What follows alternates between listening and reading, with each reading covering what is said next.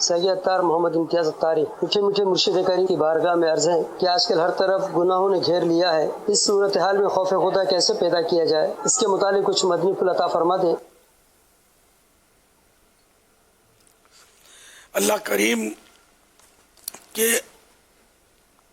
کریم تو کریم بھی ہے، کریم ہے اور جبار و قہار بھی ہے اور بے نیاز ہے۔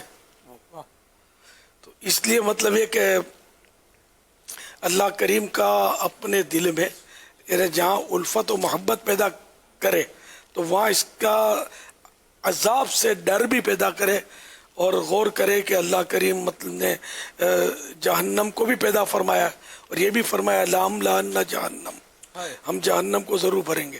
تو ایسا نہ ہو کہ کہیں اس بھرنے جو بھرتی ہوگی جہنم کی اس میں میری بھی شمولیت ہو جائے۔ کافروں سے تو جہنم بھرے گا، لیکن کچھ نہ کچھ مسلمان جو ہیں وہ بھی جہنم میں جائیں گے ضرور۔ تو اس لیے وہ بندہ ڈرتا رہے کہ کہیں ایک چھوٹے سے گناہ کی وجہ سے میں پکڑا نہ جاؤں۔ اسی طرح وہ آیت یاد کرے وَامْتَازُوا الْيَوْمَ أَيُّهَا الْمُجْرِمُونَ، سورہ یاسین شریف میں یہ تو کہ اور اے مجرموں الگ الگ پھٹ جاؤ، آج کے دن الگ الگ جدا جدا ہو جاؤ۔ اور حضرت آدم صفی اللہ علیہ نبینا علیہ الصلوۃ والسلام کو حکم ہوگا کہ اپنی اولاد میں سے 1000 میں سے 999 مجرموں کو الگ کرو۔ تو یہ بندہ غور کرے اس پر کہ 1000 میں سے 999 فی 1000 میں 1000 میں سے only 1 بچے، باقی سب جہنمی الگ کیے جائیں گے۔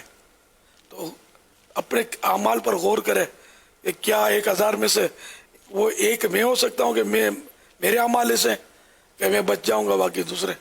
تو یوں اپنے آپ کو بندہ خوف دلائے ایمان کا کہ کچھ پتہ ہی نہیں ہے کہ اللہ تعالیٰ کی میرے بارے میں کیا خفیہ تدبیر ہے، آیا میرا ایمان مرتے وقت سلامت رہے گا کہ نہیں۔ تو اگر ان چیزوں کو غور کرتا رہے تو خوف پیدا ہوتا رہے گا۔ صرف یہ نہیں کہ اتنا ہی غور کر لینا کہ میرے فلاں گناہ کی وجہ سے مجھے کسی چھوٹے سے کمرے میں بند کر دیا جائے اور بالکل اس میں اندھیرا ہو، اور کوئی کاٹ کھانے والے جانور جو ہے وہ پنجرے میں بند ہو اور خالی وہ آوازیں نکالیں، تو مجھ پر کیا گزرے۔ اور قبر میں تو کوئی پنجرے نہیں ہوں گے، قبر بھی بالکل چھوٹی سی ہوگی، اندھیرا گھپ کے کچھ بھی نظر نہیں آئے گا۔ ایسے میں اللہ نہ کرے سانپ بچھو وغیرہ اگر لپٹ گئے تو کیا ہوگا۔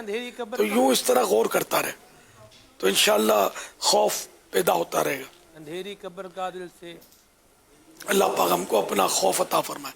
حقیقت میں خوف یہ نہیں ہے کہ رونا دھونا بچے، آنسو بہانا یہی خوف نہیں ہے۔ اگرچہ خوف خدا میں آنسو بہانا بہت ثواب ہے، لیکن یہی خوف نہیں ہے۔